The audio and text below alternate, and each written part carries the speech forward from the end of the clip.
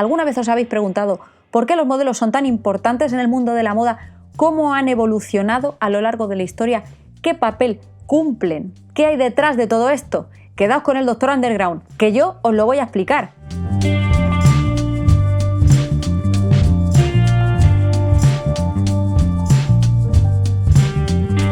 Y es que estos modelos, a los que miramos con tanta admiración, suponen una especie de paradigma, gracias a los cuales nosotros podemos imponernos en el ambiente social, ¿no?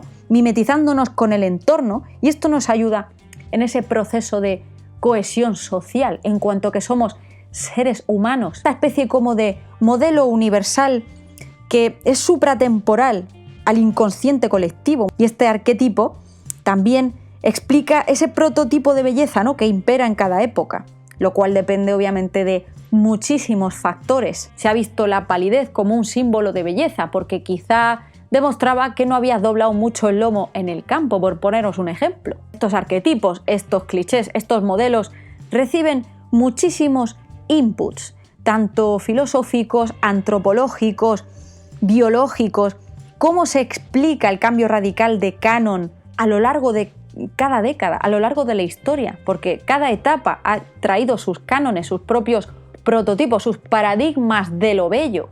Por ejemplo, en el Antiguo Egipto se admiraba la simetría, la esbeltez, los hombros estrechos; en la Antigua Grecia la piel clarita, la corpulencia; en la dinastía Han los ojos grandes, pies pequeños y palidez. El Renacimiento italiano trajo consigo esa admiración por la voluptuosidad, o incluso la era victoriana, el hecho de que fueras más lánguida, más delicada, casi un ser etéreo. Tenemos vídeos de las modas bizarras victorianas, por si le queréis echar un ojillo. En los años 20, por ejemplo, en cuanto que la mujer empieza a emanciparse en la sociedad y a intentar igualarse al hombre en derechos, en cómo se concibe a la mujer realmente como ser humano, el hecho de empezar a formar parte de esto hace que se vea la androginia como algo bello, el pecho más planito, el pelo corto, e incluso con la indumentaria, la ropa muchísimo más holgada, no se marca la cintura. Pero de repente en las décadas de los 30, 40, 50 se admira esa especie de bombshell, ¿no? También hemos hecho un vídeo acerca del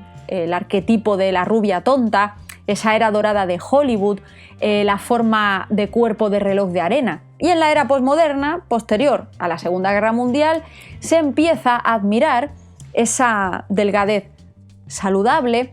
Conforme nos vamos acercando a los 2000, cada vez se busca un modelo de mujer más natural, a pesar de que ello conlleve también que existan paradigmas dentro del tema de la delgadez extrema. En esto no vamos a entrar, simplemente estamos hablando de ideas generales.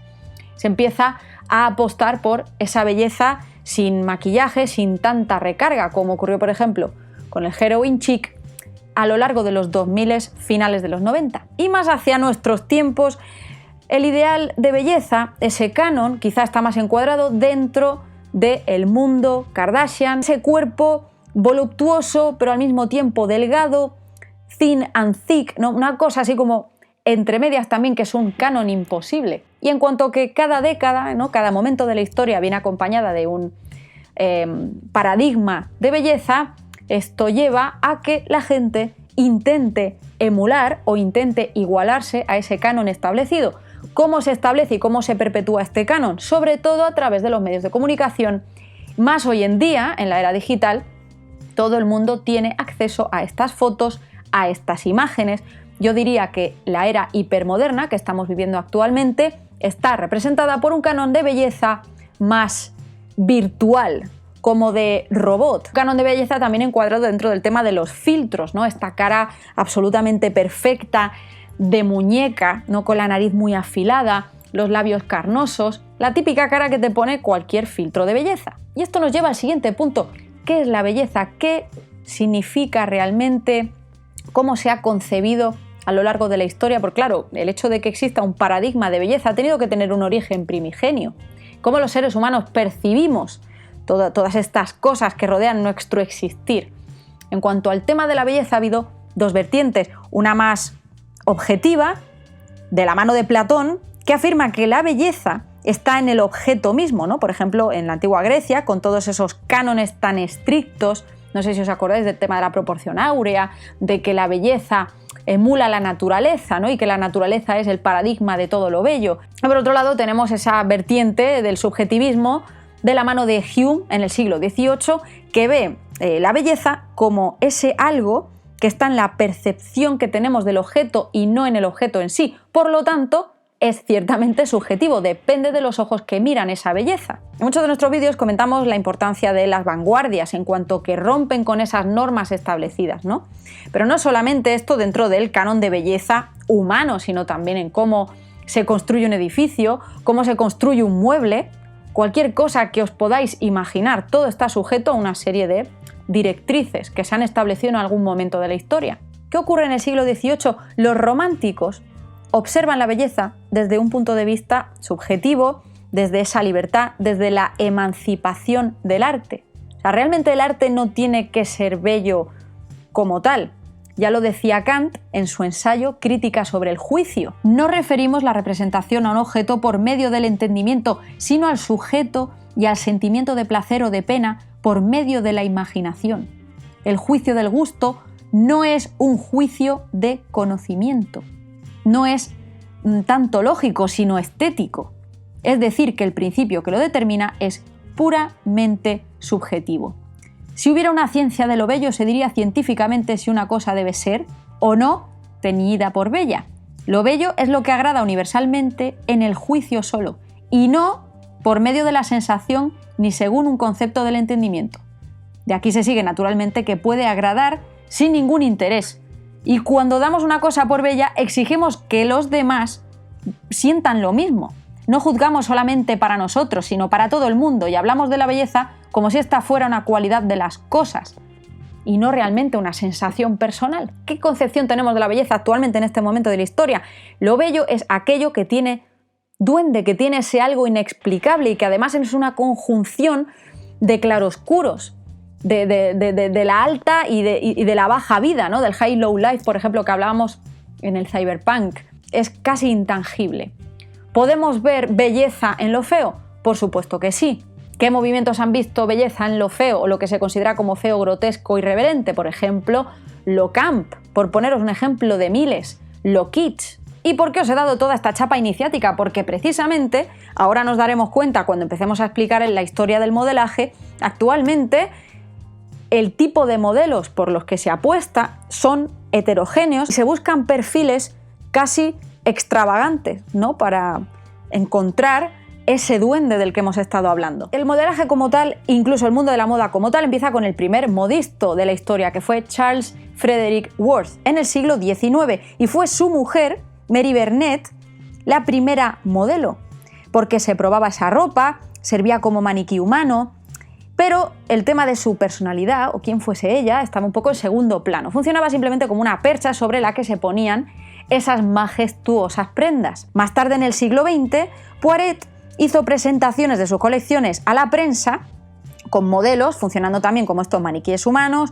Lady Duff Gordon organizaba desfiles con música y teatralidad, que aquí podemos quizá ver esos albores, ¿no? de esos futuros desfiles tan pintorescos, ¿no? Sobre todo a partir de la década de los 60 y de los 70. Las chicas pasaban ciertamente desapercibidas, algunas de ellas recibían un sueldo, pero no se concebía el modelaje como oficio realmente. Pero esto viene posteriormente y ve su chispa primigenia gracias a Chanel, a Balenciaga, que le hemos analizado hace poco aquí. Eran desfiles de mujeres que tenían un número en la mano, enseñaban los modelos, eran chicas de diferentes perfiles, a través de los cuales se podían sentir identificadas las clientas que tenían posibles y se podían permitir todos esos diseños. Era todo bastante solemne, bastante serio y no había muchísima más trascendencia en cuanto al modelaje en sí.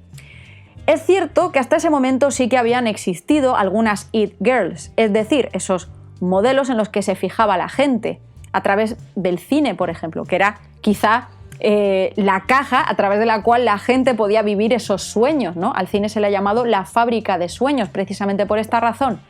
¿Cuál fue la primera it girl? Clara Bow entraba en los cánones de la época, boquita pequeñita, pelito corto, una tía pintoresca, tanto como Louise Brooks, por ejemplo, que también es otro icono de la época.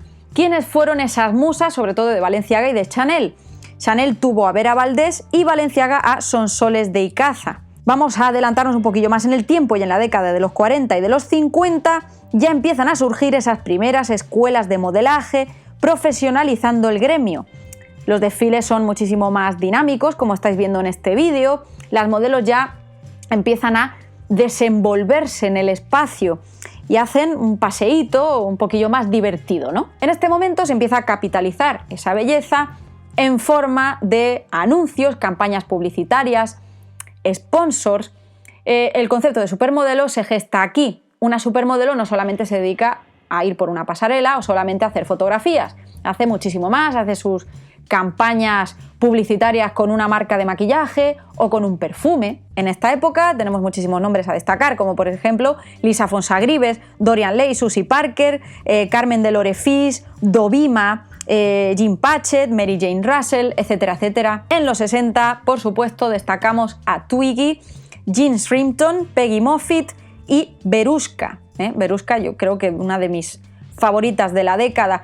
Luego en los años 70 tenemos a Jerry Hall, Marisa Berenson, Grace Jones, Beverly Johnson, Lauren Hutton y Mann. En estos momentos el desfile yo lo he llamado el estilo chiquito, ¿no? Porque van así como pegando saltitos y haciendo unas cosillas así como muy graciosas con los brazos.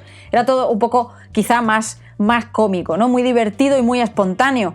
Y además salían como en grupos, ¿no? Salían de 3 en 3, de 4 en 4, eso era una fiesta. En los 80 destacamos a Gia, a Christine Brinkley, Janice Dickinson, Stephanie Seymour, que ahí vamos, yo lo llamo el cadedrazo hidráulico porque es que esta época es de cadera total y además te vas deslizando por la pasarela así con una gracia y un salero que quita el sentido. Y más tarde, en los 90, que este es el momento ya de las supermodelos, que ya tenéis el spin-off en ese vídeo, que os dejo por aquí, tenemos a enormísimos nombres como Cindy Crawford, Christy Turlington, Claudia Schiffer, La Campbell, Evangelista, Jasmine Gowrie, Carla Bruni, Kate Moss. Es que aquí nos podemos hartar. Y en esta época sí que es verdad que surge como este concepto de top model, supermodelos, que les pagaban millones y todo el mundo las quería en sus desfiles. Fue alucinante esta época, yo diría que la época dorada de la moda. Con diferencia. Claro, aquí se hacía de todo, no solamente tenemos el estilo chiquito, sino que también tenemos el caderazo, tenemos lo solemne, o sea, yo creo que aquí un poco se aunó absolutamente todo. En los 2000 yo diría que es mi época menos favorita, se busca un canon de belleza un poquillo más, no sé, más rollo Victoria's Secret, no sé, como ese paradigma de belleza rubia, súper mona, tal, con esa carita armónica, lo cual no quiere decir que no surgiesen modelos extraordinarias como Giselle Bündchen o Alessandra Ambrosio, etcétera, etcétera, pero creo que aquí hay como un común, ¿no? de modelos rubias que era un poco soporífero, sinceramente, ¿no? Esto también viene predecido por el tema del heroin chic, extrema delgadez, todo así, no sé, un poco un impasse un poco extraño, un poco lánguido quizá, se buscaba como una naturalidad falsa, no es una cosa muy extraña, no sé cómo definirlo, decídmelo en los comentarios. Pero es que ya aquí viene ya mi momento favorito, que es actualmente. ¿Qué modelos tenemos actualmente, Dios mío de mi vida? Ya os he hablado de ellos alguna vez, pero vamos a volver a nombrarlos. Y es que, ¿qué me decís de Aduta Ketch, Adwoa Aboah, James Walton, Anok Jai, Cara Taylor, Iman Hammam, Gigi y Bella Hadid, Jasmine Wijnaldum, Kaya Gerber, Sora Choi, etcétera, etcétera? Se busca un modelaje más hierático, pisando fuerte, además no se busca que entres como en ese típico caminar que se ha concebido como femenino. De hecho, la mayoría de modelos cotizadas de hoy en día tienen cada una un paso muy característico. Además, ya os digo, pisan fuerte, incluso sacan un poco de chepa, ponen cara de cabreo, no parece que van a matar a alguien. Me encanta la época actual que estamos viviendo. Además, no solo por esto, sino también por la ruptura de cánones absoluto. En los desfiles podemos ver gente de todas las edades, condiciones, etnias, y esto va a seguir cambiando y va a seguir evolucionando. Yo estoy feliz de poder llegar a vivirlo. Dios mío, si queréis que haga un top mejores modelos de la historia, no tenéis más que decirme en los comentarios. ¿Qué opináis sobre todo lo hablado? ¿Quiénes son vuestros modelos favoritos? Dejadme un like. Si os ha molado, compartid en stories, que me ayuda muchísimo. Y si queréis apoyar este contenido más, podéis hacerlo desde 4 euros al mes a través de Patreon, PayPal para propinas y, por cierto, ya tenemos TikTok, así que seguidme por ahí, que estoy ya haciendo el auténtico mamarracho. Un beso muy fuerte y nos vemos en próximos vídeos.